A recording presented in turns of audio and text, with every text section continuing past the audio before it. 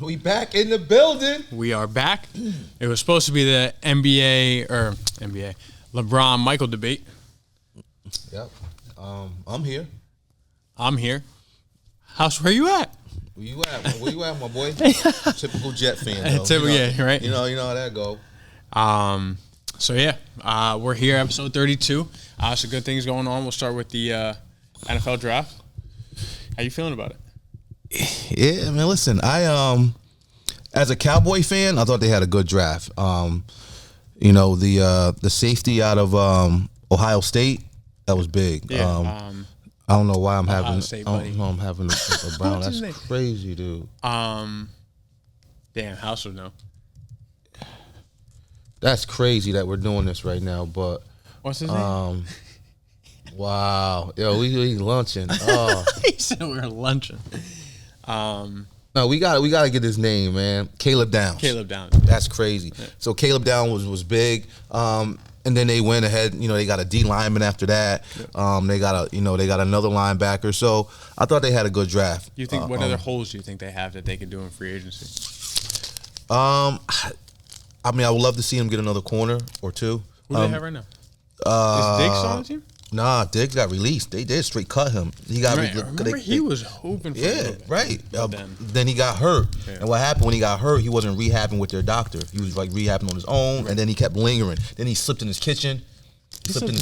Like it was like so, and then that he was all jammed up. Slipped in his kitchen, so he says. NFL athlete. Supposedly, right? So whatever, and they got fed up with him. He wasn't getting any healthier. He was out there getting smoked. So they released him, and then the Packers picked him up. He was back with Micah. Then they released him. They released himself. Yeah, so I thought the draft was it was pretty interesting. The Ty Simpson pick by LA, bad, surprised me. I mean, McVay is an incredible coach. Yep. I'm shocked. Ty Simpson is nothing outstanding. Yeah. Nothing, no resemblance of Matt Stafford. Whose buddy they sent to Detroit? Goff. No resemblance at all. But they're saying like some of the scouts are saying like he's better than buddy that went number one. Like for me, I wasn't impressed with neither one of them. I think they're good quarterbacks. I don't know if they're going to be NFL like greats. You know what I mean? I think they'll be good. Mendoza to me, I would never draft Mendoza. I didn't see it either. I didn't see it either. Like he's super competitive. He's a smart kid. He reminds me a little bit of Andrew Luck, like a little bit. Like the brain seems like a smart kid. He's a cornball, and I don't love to be that positive all the time. I don't envy it because I don't even.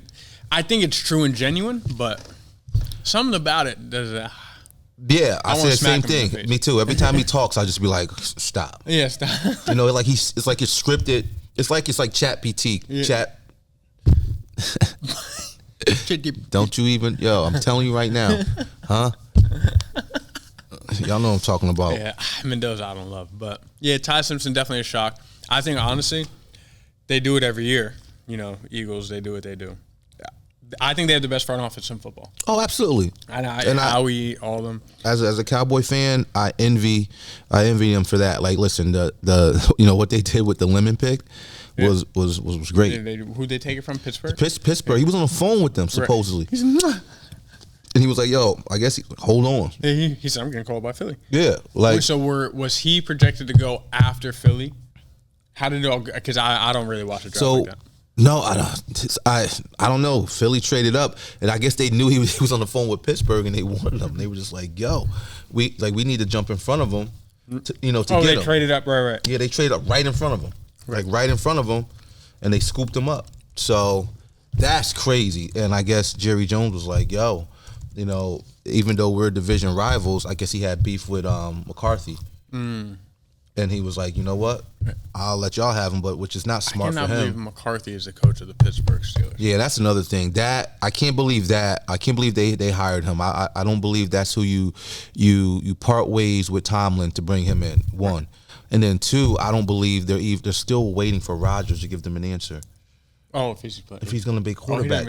Like, come on, what are you guys going to get? 8, 9 wins with him? That's probably why they brought him in. I didn't even think about that. Okay, but you know what? You bring McCarthy in, you bring Rodgers back, so you can win. You're leaning back on Rodgers. Like, right. Rodgers is not, you got to move past that. So you're going to get 8 or 9 wins again. You're going to be middle of the pack, and now you're still going to get a middle of the round draft pick. Right. Where, like, you bring in a young coach, you ride one of these young players, maybe you only win 3 or 4 games. Yeah, that's a big pause. But what do you say? Like, you go with one of these young players, right? You win 3 or 4 games, and that's fine, right? It's a rebuild. You could be bad for a year, right? Take a step back and take 3 steps forward. But I'm telling you, you know how it goes. They're going to be 8 and 9, 9 and 8, and just same like shit. Like what? Rodgers is not taking them to no 12 games, and he's not winning the Super Bowl. That's what the goal is. The dude is. You know why he ain't committed right now? Because he don't want to get hit. Right. He's sick of getting hit. Yeah, I'd be sick of getting hit too after his long ass career. He's 41. Right? Like, come on. We talk about, right, LeBron doing this. Basketball is not football. Basketball is not football. So, no. So the Eagles gave up their 23rd, 114th, and 137 to Dallas. Yep. And then they got the pick 20 and a Dallas 7th round pick. And then so they took Dallas's pick in front of Steelers. Yeah. They said, give me that. Yeah, it's crazy. I love what the Eagles did with that big D lineman. Yeah, that dude, that shit is crazy. I think he's from I think he's from Nigeria. Yo, that's crazy. Was he 6? He is Denard. That's Bernard. Crazy. Yeah, he's big as hell. 4'6", 40?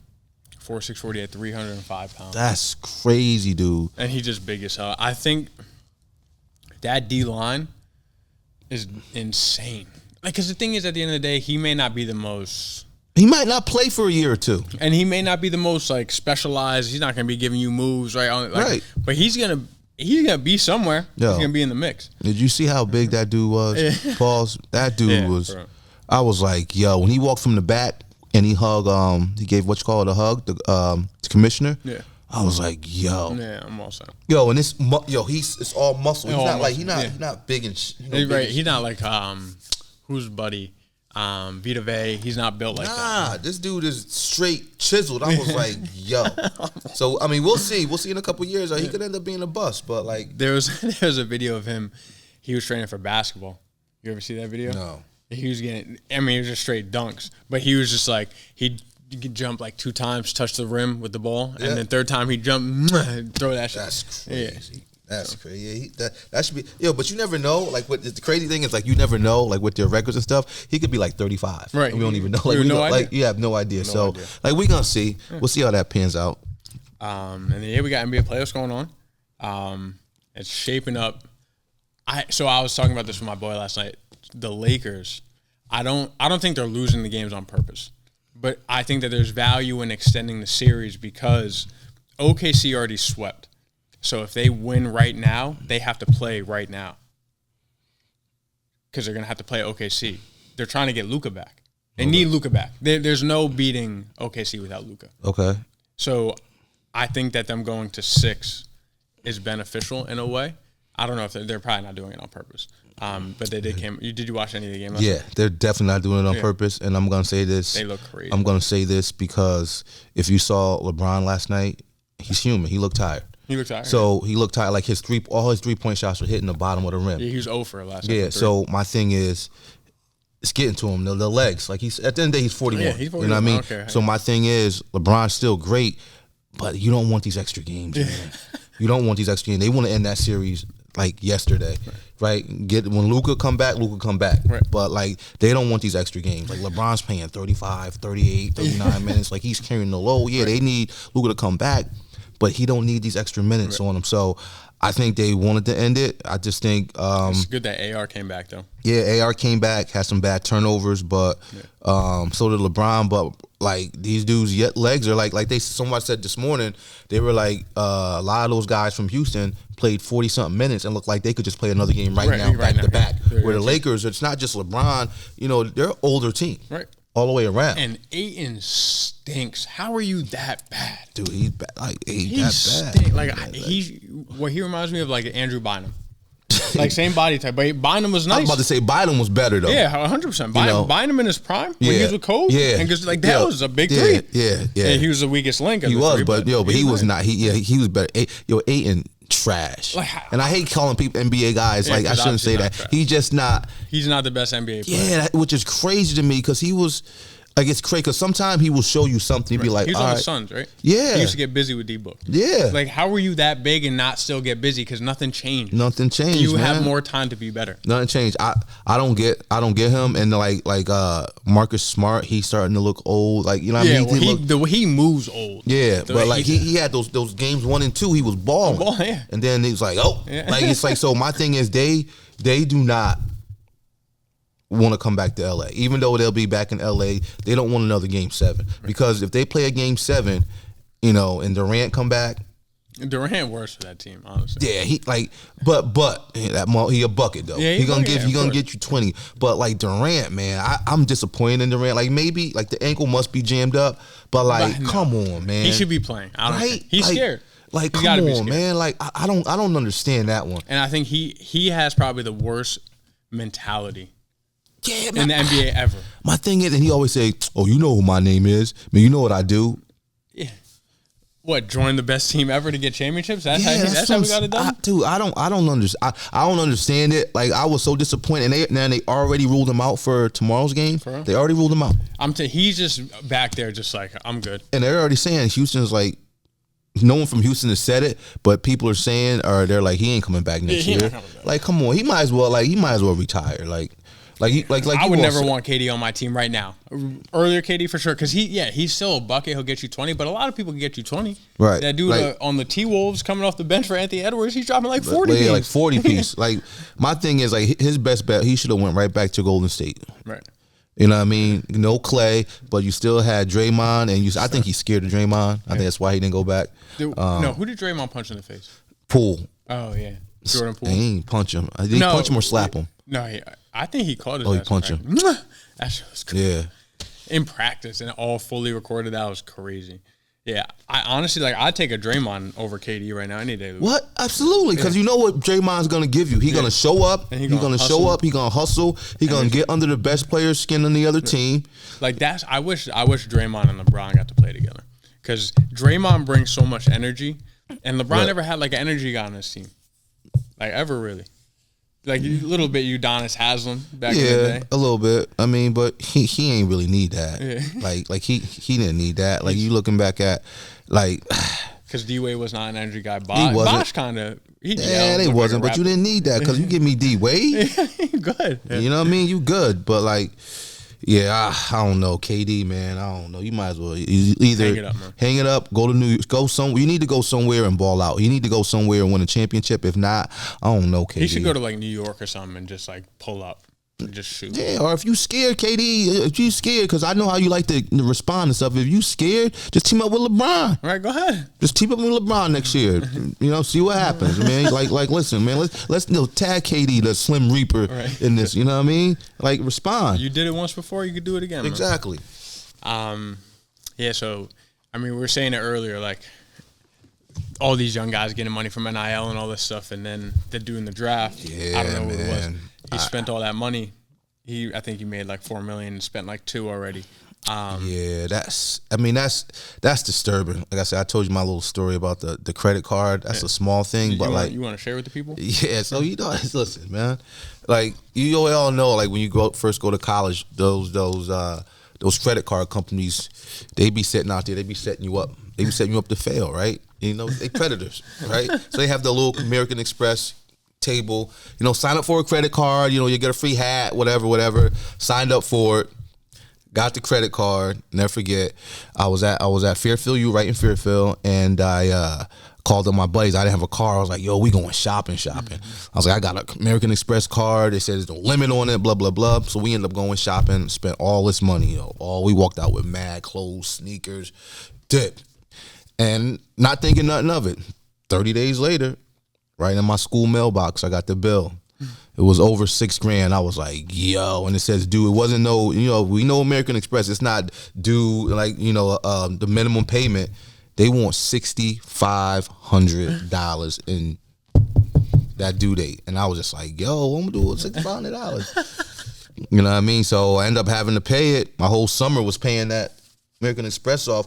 But the point behind the story is like when you don't know any better, Like, and this is for like, and we deal with this. We see it a lot. I see it a lot, I should say. I'm not gonna speak for nobody else, but like minorities, they're not really educated when it's come to like finances and stuff like that. They're scared of credit. Right. You shouldn't be. I'm not saying to say you shouldn't be scared of credit, but we don't know how to use it. Right.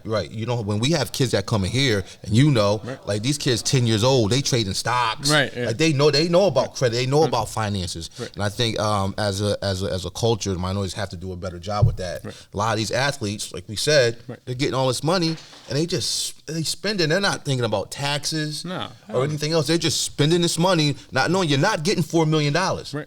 And I think the biggest thing that we were touching on before is like when we view these guys, athletes in particular, in college, in the NFL, in the NBA, whatever it may be, we see them as like, I don't want to say beyond humans, but we think of that they're a lot older than they are. Absolutely. We think that like they're in the NFL, like he knows what he's doing. Yep. Like 90% of these guys have no idea what they're doing. They're babies. They're babies. Because like now, I mean, I'm 29 now, so you would probably say a majority of the NBA, NFL players are probably younger than me. Absolutely. Right? So like, absolutely. At that point, when you look at it like that, you're like, damn, all the stuff I learned over the last 4, 5, 6 years, working in finance, owning a business, right? Yeah. Is like, I was in this realm of learning about this stuff. These guys are playing a professional sport. They're not in this realm. Right. So how would they know? And they're getting a big chunk of money. And now you said it earlier, which was like, people don't even think that. Now they're getting even younger because NIL. Mm-hmm. Now they're getting it at like 16, 17. Right. We just had a kid around here. Just got, we don't shout out, pull his business out, but it's out there. He got $4 million. $4 million.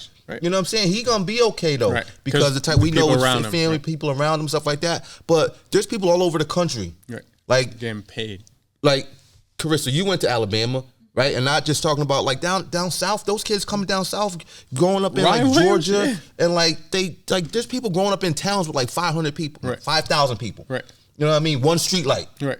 Like no internet. Like right. They don't know about. And then this kid's gonna get a check for like $2 million. What's he gonna do with that? Like, come on. Like, it's either getting spent or getting put under the mattress. Right. But where that check at? I don't know. Like, what? Like, what we doing? But it's just like, it's crazy. So it's only gonna get, like you said, or now we see it, they're gonna get gambling this shit away. Right. Yeah. And then you're getting caught. Like, what? They're betting on the sports apps and all that. Like, what we doing? But you know what? It's entertainment. Right. Like, we gonna talk about it. Right. You know? And you were talking about Vontae Davis, right? Yeah. So like Vontae Davis, what team did he get cut from? He got cut from. It was on Hard Knocks. I believe it was. I think it was the Dolphins. He got cut from. So like he got cut, and Rob was saying it hit hard in regards of like, this is a grown man. Like he just got cut from a team, and the first thing that came to his mind, he was like, "So I can call my grandma now?" Right. Like that's crazy. You're just a grown man. Like I don't think that would be my personal reaction, but we look at a guy. Right, strong dude, athletic as hell. You're like, oh, like this guy gets cut from the team, he gonna be all right. Like, right. But then you see that, and it's like, damn, like he's a human being, just like the rest of them. Human being, super young, and it just shows you how much these kids. They're kids still. Right. There's kids. Like he probably was like at that point. He probably was like 25, 26 at that point. Right. And we look at these dudes like even me. Like at my age, I idolize like C.D. Lamb. That's my guy. Right. Like Dak Prescott. Those my guys. Right. You know what I'm saying? But you look at them, they babies. Right. Like C.D. Lamb younger than you. About C.D. Lamb. Damn, that shit crazy. No, that's wrong. But C.D. Lamb is younger than you. Dak's a couple years older than you, right? And it's just like. I'm like, damn, right. Like they babies though, and like so at the end of the day, like it's just that we have to realize that even though we idolize these dudes, they're young, they're human, and they fuck.